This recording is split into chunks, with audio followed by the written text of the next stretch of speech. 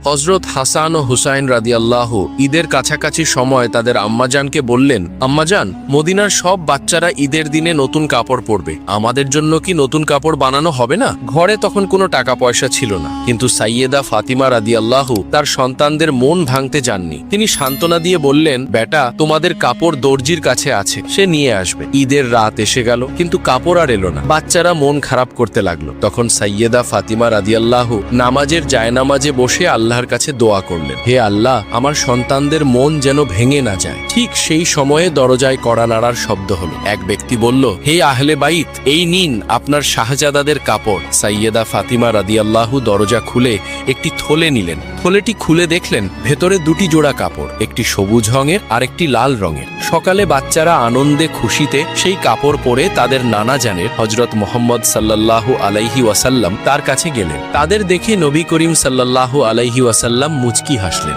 রিওয়ায়াতে বর্ণিত আছে, নবী করিম সাল্লাল্লাহু আলাইহি ওয়াসাল্লাম জানালেন, যে দর্জি কাপড়গুলো নিয়ে এসেছিল সে কোনো সাধারণ মানুষ ছিল না, সে ছিল একজন ফেরেশতা। আর এই কাপড়গুলো দুনিয়ার নয়, বরং জান্নাত থেকে উপহার হিসেবে পাঠানো হয়েছে।